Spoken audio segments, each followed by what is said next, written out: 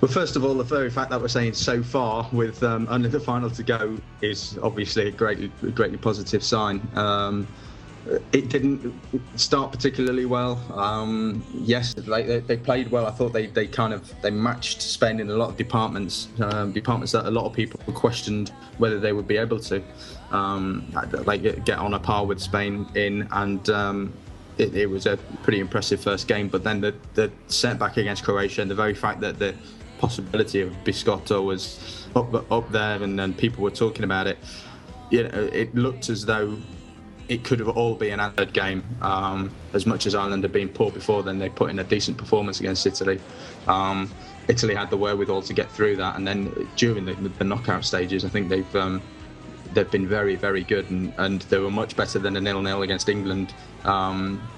Which might sound strange, but when you have nearly 40 shots at goal over the 120 minutes, completely dominate a quarter-final match, 99 times out of 100 you're going to win that game. And yes, they wasted some opportunities, but their play on the whole was superb, and I was very impressed. And obviously the semi-final against Germany was pretty phenomenal. Like the way that they absorbed some of that early pressure and really hit Germany in the areas in which they're weak. At fullback, Cassano drifting out to the left was always going to be difficult for Jerome Boateng to cover, and Hummels and Badstuber often get pulled all over the place, and Balotelli did that to maximum effect. And the way that they've set up, they've backed themselves, they've started quickly in games, as they did during the qualifiers an awful lot.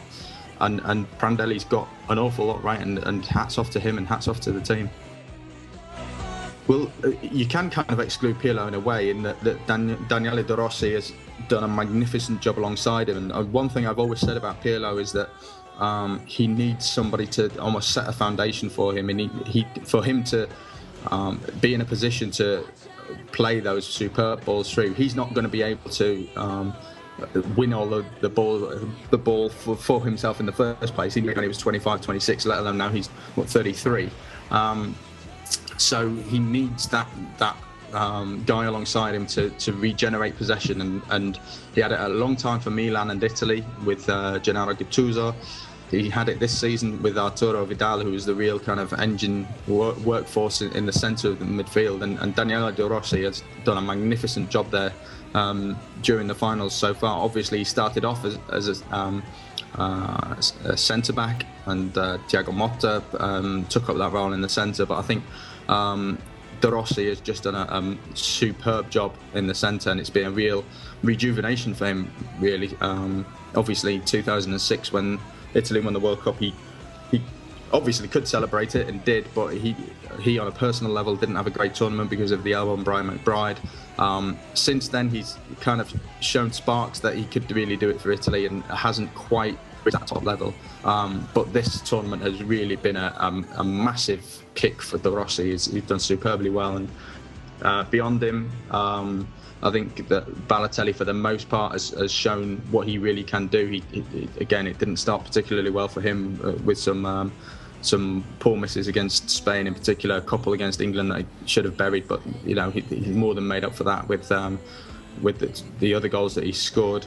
And at the back, I'd say that obviously beyond Gianluigi Buffon, who's just been Gianluigi Buffon, the introduction at obviously later point than would have been liked of Andrea Bazzagli has been huge, and I thought he was superb in the semi-final against Germany.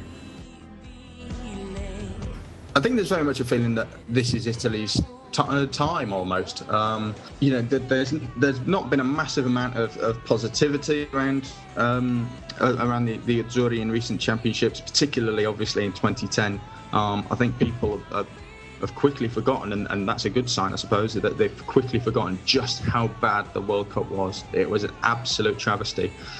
And the very fact that Prandelli has been able to put this side together and get them playing in a certain way, and get them playing for each other, and got a real core of a very, very good side, has really won a lot of even Italians over, let alone people outside of Italy.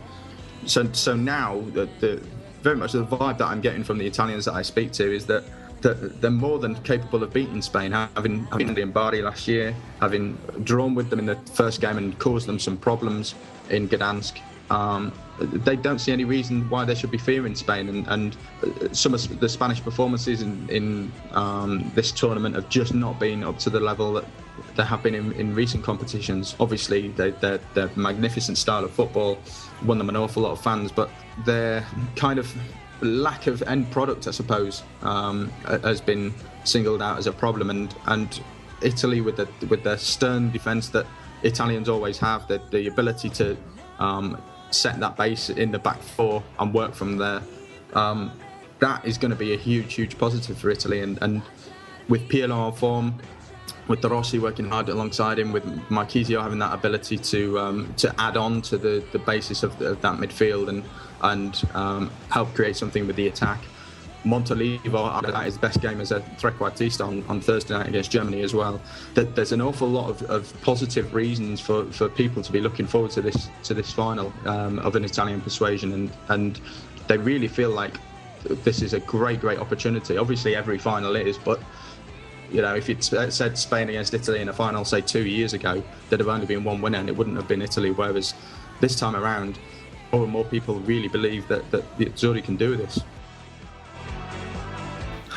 Anyone who saw my Twitter timeline on Thursday night will know what I think. I immediately said after the semi-final, I just think that the momentum is with Italy, and I think that Italy will win the competition. I said before the tournament that I was confident that they could make the semi-finals, simply because whilst they had their obvious problems off the field and on the field, there was no real standout side for me. I'd said as far back as 4 years ago that I backed Germany to win the tournament this time around, but in the intervening time, there's just been no ability from Germany to get over that finish line, and I think that's something that Italians will always have. If they can get in around the final, they're always in with the possibility, because they just know how to win games, and that was really apparent on Thursday night. I thought, apart from a very dubious penalty late on, Italy didn't really look like conceding a goal, and they didn't look like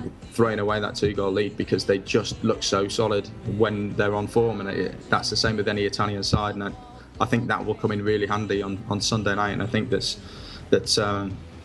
Spain, with their big question marks over what happens in the forward line, whether they start with a false nine, whether they start with an actual attacker further up the pitch around that central striker, they've got a lot of question marks, and Italy don't at the moment. Italy are playing well. They're going with what has made them successful so far in this tournament, and they have a lot less decisions to make in the time between now and the kick-off on Sunday night, and I think that is a hugely positive thing for Italy.